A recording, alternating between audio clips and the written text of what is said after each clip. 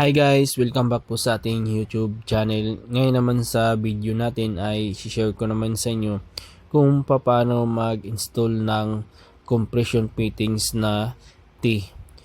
So, etong ano natin guys, yung connection kasi na yan, yan ay papunta doon sa ating peeling. Yan. So, yan yung sinusuplayan niya. So, kaya mag-install tayo ng T para dito sa kabilang tangke para magiging dalawa yung susuplayan niyan. Yung dati kasi ay elbow lang yung naka-install dahil isa lang yung susuplayan. So, maglagay tayo ng T para magiging dalawa na yung susuplayan ng ating source.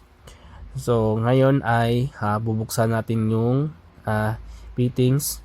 So yung kulay puti na yan, yun yung kakapit dun sa pipe, at saka yan naman yung magtutulak dun sa o-ring, at saka yung o-ring natin or yung ating gasket.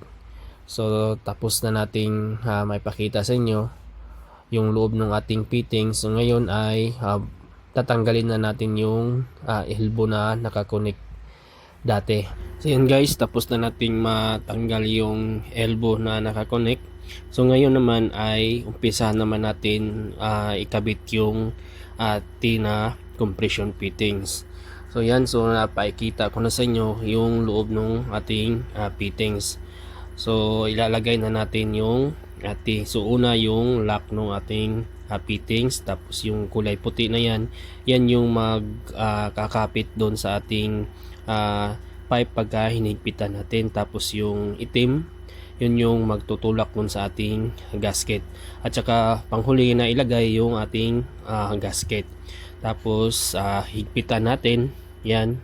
So yung paghigpit naman ay yung tamang tama lang, hindi naman gaanong mahigpit dahil meron naman naka-connect na o-ring dyan or nakakabit. So yan, tapos na nating mahigpitan. So ngayon ay yung pipe naman na papunta dun sa filling tank, yan naman yung ikakabit natin. So kung anong ginawa natin sa una, ganun din yung gagawin natin, yung pagka sunod-sunod na pagkabit ng ating mga fittings. Next namang ikabit natin ay yung pipe na papunta dun sa ating kabilang tangke. Sa pagkabit naman ay kung paano natin kinabit sa una at sa pangalawa, ganoon din yung pagkabit sa pangatlo. Yung kinabit pala natin na T, yung sukat niyan guys ay 1/2 inch. So yan guys, tapos na nating maikabit yung ating T na compression fittings na 1/2.